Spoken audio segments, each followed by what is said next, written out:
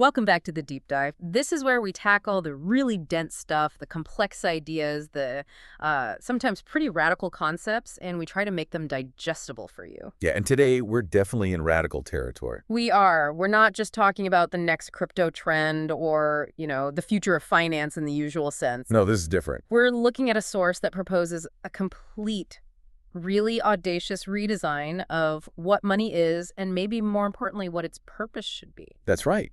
We got this really fascinating request to explore a theoretical economic structure. It goes way beyond the usual crypto discussions. Right. This isn't just about swapping dollars for digital tokens.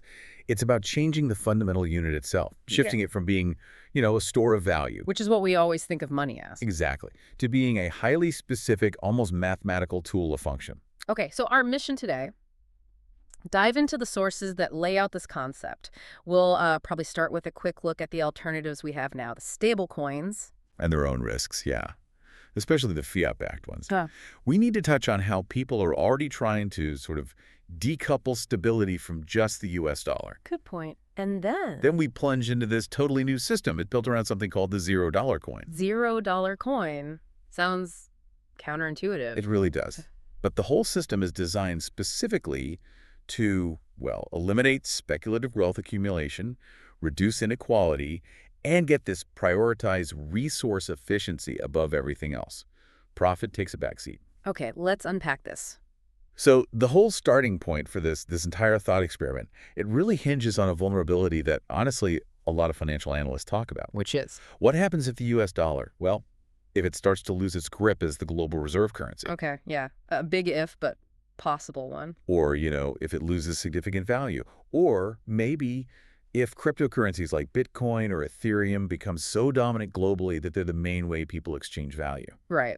In any of those scenarios. Exactly. Any stable coin that's just pegged one-to-one with the U.S. dollar, it suddenly becomes a pretty poor choice, maybe even useless for long-term stability. It's ironic, isn't it? The stable coin is only as stable as the thing it's tied to. Precisely. You're basically swapping crypto's crazy volatility risk for the long-term stability risk of a single country's currency. Mm. And if the dollar wobbles, or if, like you said, big cryptos take over and maybe even stabilize themselves just through sheer size and adoption, then you absolutely need alternatives that aren't just leaning on that one fiat currency. and need something else. Right. You need decentralized options that maybe rely on the broader market stability or, and this is key, they diversify the actual assets they're pegged to. Spread the risk. Spread the risk or find some kind of clever math trick, an algorithm, to hold the price steady without needing traditional reserve. That's the other path, yeah, the algorithmic route. So our sources flagged a few ways developers are trying to do this, trying to hedge against that pure USD risk. First one mentioned, kind of the original challenger, was multi-collateral DAI, or DAI. Ah, DAI, The- built the- on Ethereum. Yeah, and it tries to hold a $1 value, but its stability mechanism is, well, it's not just holding dollars in a bank. No, and that's the crucial difference, how it hedges that fiat risk. It's backed by a whole mix of crypto collateral, mostly Ether, USDC too, but other things can be added. It's diversified, but within the crypto world. Right. But here's the trade-off, the risk comparison. It hedges against, say, a U.S. financial system meltdown, Okay. but it inherits the risk of that crypto collateral. If Ether's price tanks suddenly, Then DAI is in trouble. well, the system has rules. It has to aggressively liquidate that collateral, sell it off fast to try and keep DAI at $1. It can get messy in a crash. Okay. Contrast that with SUSD. That's part of the synthetics network. Yeah, SUSD. Yeah. Also aims for the dollar link. But its approach is different. It relies on what's called an over-collateralized system. You have to lock up way more value in their native token, SNX, than the SUSD you create. And it's all happening within this much larger DeFi ecosystem, built for synthetic assets, things that mimic real-world assets. So it's leveraging the stability or hoped-for stability of that whole synthetics infrastructure, not just isolated reserves. Kind of, yeah. It spreads the risk within its own ecosystem. Interesting. Then there was reserve, or RSV. Right. RSV takes that diversification idea maybe a step further and more globally. It's specifically designed to hedge against one nation's currency failing. How? It uses a basket of different assets. Yes, stable cryptocurrencies, but also actual national currencies from different countries. Like euros, yen, that kind of thing. Potentially, yeah. The idea is if one currency in the basket tanks, the others help smooth out the overall value of RSV. It's a very traditional finance portfolio approach, Yeah. just, applied to crypto. So you're swapping the risk of one big currency, the dollar, which has deep liquidity, for the risk of a basket of smaller currencies, which might have their own interconnected political or economic risks. That's a really good way to frame the trade-off. Yeah. Okay, then we get into the weirder stuff. The really experimental things, the ones relying purely on math and market feedback loops, like Ampleforth, AMPL. Ah, yes, AMPL. That one doesn't rely on any backing, right? Yeah. Not fiat, not crypto, not gold. Correct. No collateral. It's that elastic supply coin. Fascinating concept, but I admit it kind of makes my head spin a bit. It's definitely different. Yeah. So the way it works is if the market price of AMPL goes above $1, Yeah. the protocol automatically increases the supply. It just mints more AMPL Yeah. and distributes it proportionally to everyone holding it. So it dilutes the value back down towards $1. That's the idea. Huh. And conversely, if the price drops below $1, the protocol automatically reduces the supply, pulling coins out of circulation. Again, proportional. Wow, so it's purely algorithmic. It's constantly adjusting the number of coins in existence to target that $1 price, completely separate from any reserves. Exactly. The risk here isn't that the collateral collapses, because there is none. The risk is, well, will the market keep behaving in a way that respects the algorithm, especially during really wild market swings? Does the math hold up under extreme pressure? A behavioral economics risk, almost. You could say that. And finally, the most sort of traditional alternative mentioned, the one that avoids digital volatility completely. Digix DAO, DGX. Right, that one's backed by physical gold. Yep. Tying the stablecoin directly to gold, that classic store of value. Historically, gold often moves inversely to fiat stability, so it's a hedge against that. So DGX is trying to hedge against both fiat potentially failing and the whole crypto ecosystem having issues. It's betting on physical gold. Pretty much. But the risks just shift, don't they? Now you're worried about the custody of the gold. Is it really there? Is it audited properly? And can you actually get that gold or its value out easily? Physical asset liquidity. Right, different set of problems. Okay, so we've got options tied to diversified crypto, baskets of global currencies, pure algorithms, physical gold. All range. But here's the kicker, the transition point for today's main topic. All of these stablecoins, even the fancy ones, they're still designed to hold positive value. Maybe fluctuating a bit, but still positive. Absolutely. There's still places you'd want to store wealth, even if the risk is spread out. They're still playing the same game, fundamentally. Part of the profit-driven financial system. Instruments of capital accumulation, as you put it earlier. That's it. But what if we just completely divorced the unit of account from the concept of financial value altogether? Meaning? What if the unit wasn't meant to hold value, but just to function? Like a measurement in physics, like a meter or a second. It just is. It doesn't become more valuable if demand goes up. Okay, here's where it gets really interesting. The $0 coin, ZDC. So the core concept, as laid out in the sources, is a unit designed in a smart contract. Right, on a blockchain. To never rise or fall in value. It is mathematically, algorithmically locked at zero, always. Always zero. Okay, first reaction. That sounds completely absurd. Like, why would anyone want a coin that's deliberately permanently worthless in monetary terms? We're wired to want things to go up in value. I know, it feels totally wrong at first. But the key is, its zero value isn't about it being useless. It's about its mathematical rigidity. Okay. The philosophy is that this coin acts as a purely functional unit. It is not a store of value. It is not for speculative trading. Think of it like a mile marker on a highway, or maybe a token for a subway ride. The token itself isn't the value, the ride is. Exactly. The token just grants access. The ZDC is meant to be an internal measure, a boundary marker, an access unit, not capital. Let's dig into the tech side a bit because this sounds hard to enforce. How do you actually stop it from gaining value? Someone, somewhere, will try to buy one ZDC with like a tiny fraction of a Bitcoin or a cent. Doesn't that transaction itself create a non-zero price? That's the absolute core technical challenge. The smart contract has to be incredibly aggressive and reactive. It needs algorithmic stability that instantly neutralizes any attempt to create a price. Instantly. Oh, okay. So imagine the contract detects a trade where someone did manage to pay, say, 0.0001 cents for one ZDC. Yeah. The system must trigger an automatic, immediate counteraction to force the effective price back to zero. What kind of counteraction? Well, one mechanism described as massive, instantaneous supply inflation. If buy pressure is detected someone trying to give it value, the contract could instantly mint, say, 1 trillion new ZDC and flood the market, diluting any perceived value back to zero immediately. Wow, okay. So it drowns any attempt to establish a price. What about the other way? If people try to sell it, creating negative pressure? Similarly, if sell pressure is detected, which is weird, why sell something worth zero? But theoretically, the system might need to instantly burn or destroy ZDC to prevent any kind of deflationary signal or weird negative value implication. The goal is just absolute enforced neutrality, zero. Precisely. Yeah. Make it mathematically impossible to hold any positive market value outside its intended function. Speculation becomes literally pointless because the object of speculation refuses to hold value. The code has to be watertight. No loopholes that could accidentally let it appreciate. That's fascinating. It totally flips the script on market liquidity. Usually liquidity is good. Here, the entire point is to have zero financial liquidity outside its specific functional system. Exactly right. No market outside the intended use case. Yeah. Now, because it has no monetary value, some interesting functional uses pop up. The sources talk about using it for measurement. Measurement of what? Like length or weight? No, more like progress or contribution. Imagine you're working on a community project, maybe building sustainable housing.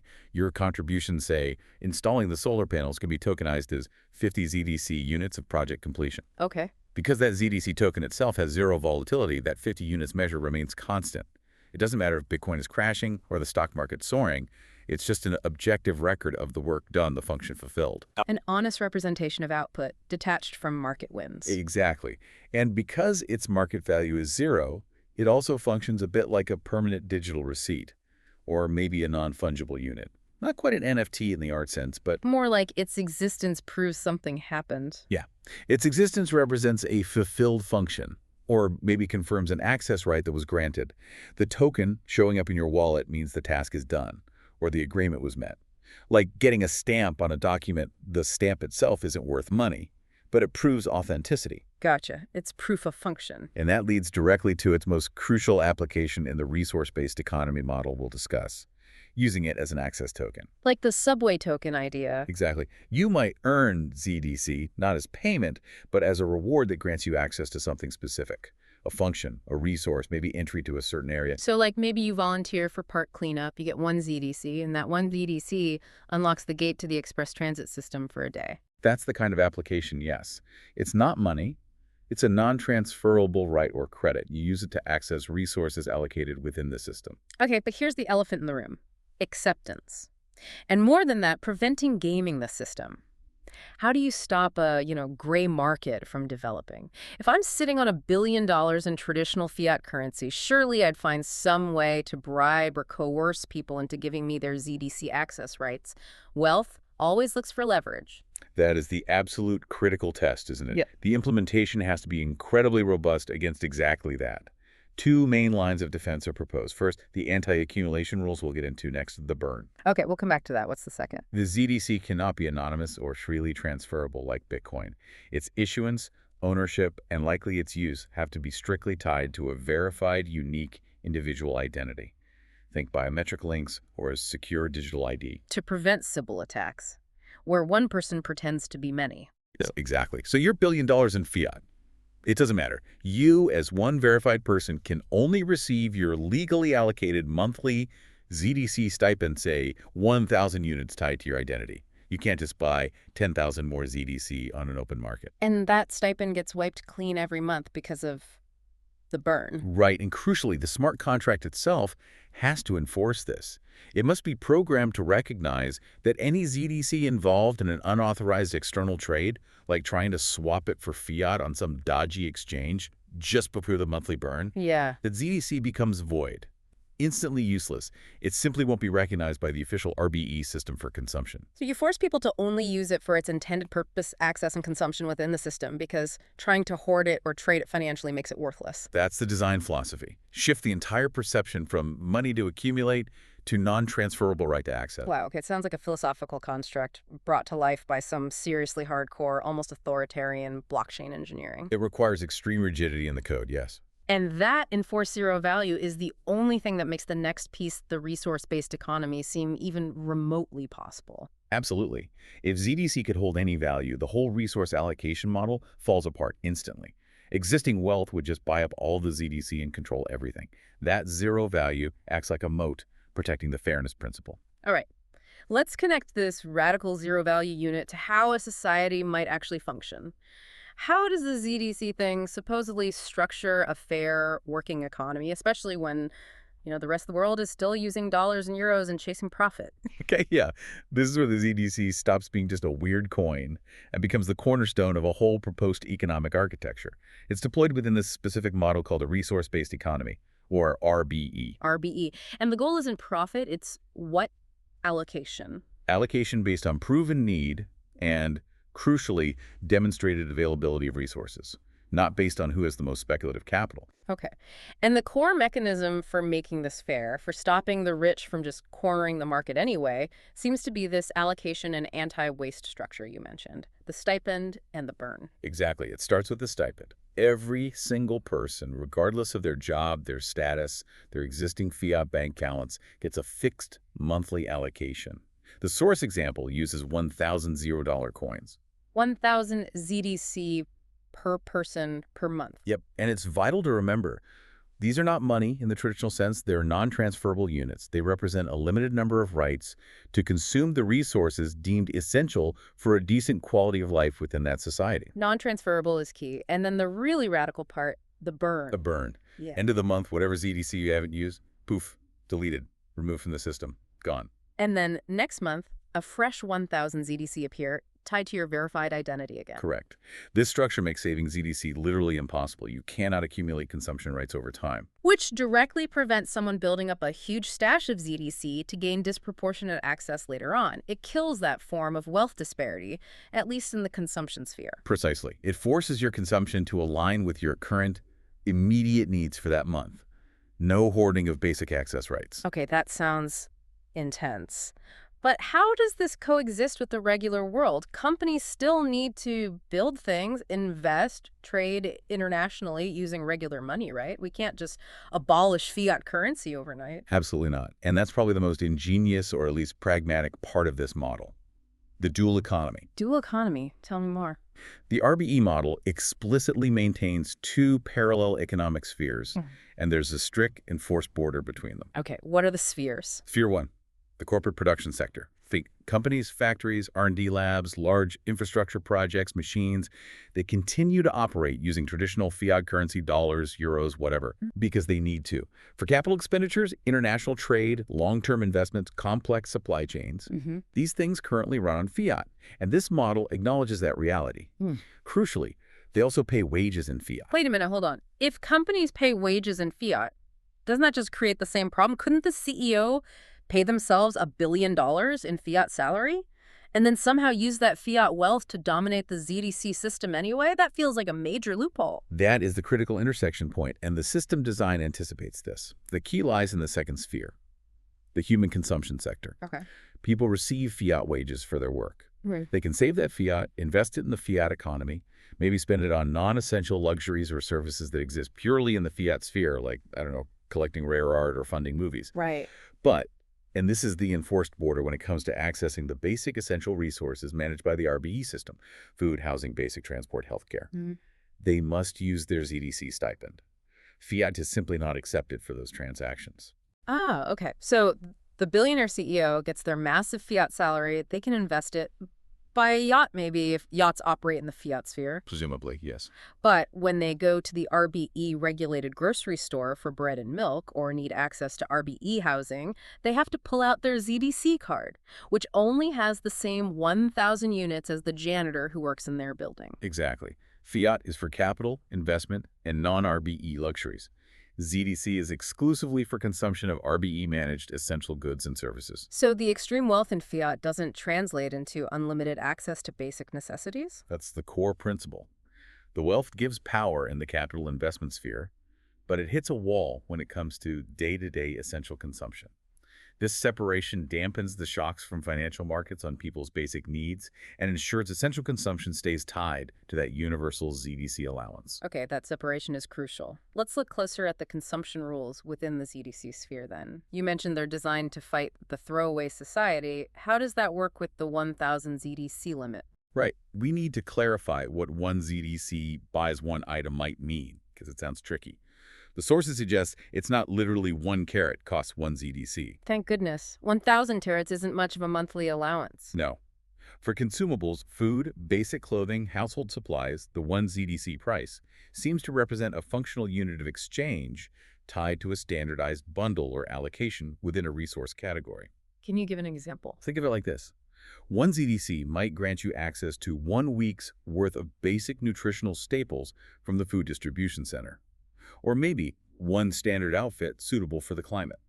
The key isn't counting every single item, but the total quantity or volume of resources you command per month is capped by that 1,000 ZDC limit. Okay, so it's a volume limit, not an item count. Hmm. That 1,000 units feels more substantial, but still forces you to be mindful. You can't just endlessly acquire stuff and trash it because you'll hit your resource volume cap no matter how much fiat you have. Exactly. It directly discourages waste and promotes conscious consumption. Then you have the rules for long-lasting goods, things like a primary car or a house. How does that work? They must cost more than 1 ZDC, surely. Surprisingly, no. According to the sources, these might also cost a nominal amount, perhaps just 1 ZDC. Yeah. But, There's a catch. a big catch, access is strictly limited by time. You might only be allowed to acquire 1 primary residence token or 1 personal vehicle token every, say, 10 or 20 years. Wow. Okay, so what if my needs change? What if after 5 years, I need a bigger house because my family grew, or I need a different type of vehicle for a new job situation? I can't just go buy one. Not using the standard RBE allocation, no. You've used your 10-year token. This is where the zero-value nature of ZDC pushes towards a different kind of exchange. Ordering, swapping. Precisely. Since the house or car you have and the one you want don't have a fluctuating ZDC price tied to them, they are required for 1 ZDC unit of access rights, the exchange becomes much simpler.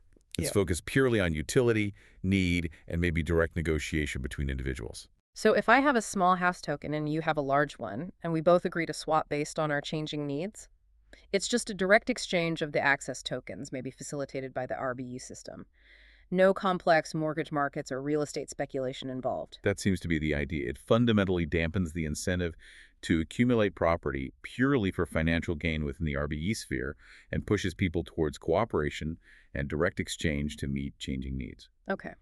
Stepping back, the goal here seems to be achieving a pretty fundamental kind of social justice. Yes, by establishing that universal rule, equal access to essential resources necessary for a good life, because everyone from the richest fiat investor to the entry-level worker uses the same non-transferable monthly expiring ZDC allowance for those essentials. The system effectively democratizes access. Your fiat wealth simply cannot buy you more RBE food or faster RBE healthcare or a second RBE house before your time limit is up. Right. It attempts to sever the link between accumulated capital and access to the foundational quality of life, aiming for a profound level of fairness in basic resource distribution. So this RBE model, it fundamentally throws out the traditional market forces we're used to, doesn't it? Like supply and demand setting the price. It does, at least for the essential goods within the ZDC sphere. Normally, if something gets scarce, the price shoots up, right? And that high price is a signal, it attracts investment, encourages producers to make more, maybe find substitutes, eventually addressing the scarcity, often for a profit. Right, the profit motive drives the response to scarcity in a typical market. But the RBE's goal is explicitly to sidestep all that, to completely circumvent speculation on essential resources and the price manipulation that can come with chasing maximum profit. Correct. In this RBE system, the price, which, remember, is measured in those fixed value CDC units, is not set by market speculation or what people are willing to pay. So what determines if something costs 1 ZDC or maybe, hypothetically, 2 ZDC? It's determined solely by the real-world, verifiable availability and sustainability of the resources needed to produce it. Okay, unpack that. What's the difference between a traditional price signal and this ZDC availability indicator? Give us an example. Okay, think about housing again. In a normal fiat economy, if everyone suddenly wants a house by the beach, demand skyrockets, prices go insane, developers rush in, maybe build unsustainably quickly, and landowners make a killing. classic speculative bubble, right? Yeah, familiar story. In the RBE, getting access to a standard house might always cost that one ZDC access token, plus the time restriction. However, if the specific materials needed for coastal construction, maybe special non-corrosive steel or sustainably harvested timber, or even just the concrete aggregate if those specific resources become critically depleted, or the only way to get more involves, say, highly polluting mining. Then the ZDC cost changes. Not necessarily the cost of the house token itself, but perhaps the ZDC cost associated with accessing those specific scarce materials might increase. Or, more likely, the RBE system would simply signal low availability for houses requiring those stressed resources. The one ZDC cost might remain, but the waiting list gets longer or approvals required demonstrating higher need. Ah, so the price doesn't fluctuate financially, but the access conditions or associated resource costs might change based on real-world scarcity or ecological impact. If building materials become genuinely scarce or damaging to extract, the system makes it harder or requires more justification to use them, sending a clear signal to conserve or innovate. Exactly. It becomes an honest signal to the whole society. Hey, this resource is under stress. We need to use less, find alternatives, or invest in more sustainable production. It's reflecting a kind of sustainability debt, not creating an opportunity for traders to profit from scarcity. That's a huge philosophical shift. Which brings us to maybe the most profound claim of the model, shifting the core focus from profit maximization with the source bluntly called the stupid number. Yeah, that phrasing stood out. Shifting from that to efficiency. But here's the question that jumps out immediately. If the leaders of the corporations operating in the fiat sphere can't translate their corporate success into massively better personal consumption within the RBE sphere because of the ZDC limits, why would they bother being hyper-efficient? Why innovate? What's their motivation if not massive personal enrichment? That's where the structure of the dual economy and the nature of ZDC create a different kind of incentive loop. Remember, businesses do still operate in fiat, they compete, they need to manage capital effectively. Right. But their ultimate customer base for essential goods is the entire population using ZDC. Their personal quality of life, their families, their employees, everyone's access to essential goods depends on the overall efficiency and sustainability of the entire production system. Okay, so it's more of a we're all in the same boat motivation. Somewhat, yes. Businesses are incentivized to maximize resource efficiency because doing so directly benefits the collective, which includes themselves. Wasting resources, producing shoddy goods that break quickly, polluting. All these things put stress on the resource base, which might eventually translate into higher ZDC costs in terms of access difficulty or stricter quotas for everyone. So if my company figures out how to make, say, communication devices using 90% recycled materials that last twice as long as my competitors, then your company is creating more value for the entire RBE system. You're reducing resource strain, improving quality of life. That becomes the new competitive advantage. the competition shifts from who captures the most profit to who is the most sustainable, efficient, and beneficial producer for the collective. Precisely. Companies would likely invest heavily in durability, repairability, recycling tech, closed-loop systems, because waste directly impacts the collective well-being that even the corporate leaders are part of through the ZDC system. If Company A makes a phone lasting 10 years for the standard 1 ZDC access right, and Company B makes one lasting 2 years for the same 1 ZDC access right, Company A is the clear winner in terms of societal value and, presumably, prestige. Which means the metrics for corporate success have to change completely. No more just looking at quarterly earnings or stock price. What would they measure instead? The sources suggest a shift to tangible, measurable impacts. Things like a resource consumption index, RCI basically, how much raw planetary resource goes in per unit of useful output. Okay, a direct efficiency measure. A durability rating, average lifespan, ease of repair for the goods produced, and maybe a community impact score. How well is the company solving actual problems or improving life for the ZDC using population? So success becomes about positive results, influence, maybe reputation and prestige within the system, rather than just the size of the fiat bank account. That's the idea. The sources argue this could provide a more fulfilling purpose for business leaders, optimizing quality of life for everyone, ensuring long-term sustainability, rather than just chasing an abstract financial number. It's trying to be a practicable utopia. It avoids the trap of trying to abolish money entirely, which seems impossible. It keeps the engine of a market economy running, the fiat side for corporations. Maintaining that flexibility and allowing for complex production. But it fundamentally reprograms the incentives and outcomes for the human population via the ZDC, aiming for fairness and sustainability in consumption. Exactly. It tries to insulate individuals from the harsh edges and inequalities of pure capitalism while still leveraging its productive power. Hashtag outro, synthesis, and final thought. So, what does this all mean? We've journeyed through a pretty radical concept today, a system where money, or at least the unit used for basic consumption, is deliberately stripped of value. It's shifted from being an end goal, something to accumulate, to just being a tool. A neutral, functional Oh. tool, yeah. Rooted in a mathematical principle of zero. The ZDC system aims to push speculative wealth accumulation completely out of the personal essential consumption sphere. Replacing it with this rigid, zero-value unit to manage how we access resources, Yeah? based purely on availability and sustainability, not on who has the most capital.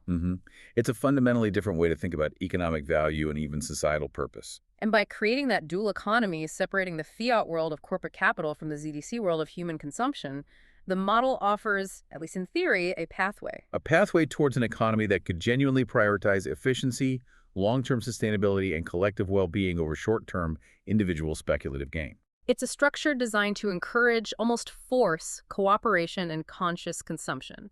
And it tries to do this without needing the impossible step of completely dismantling the complex global financial system we already have. Right. It's not about achieving total material equality in fiat terms.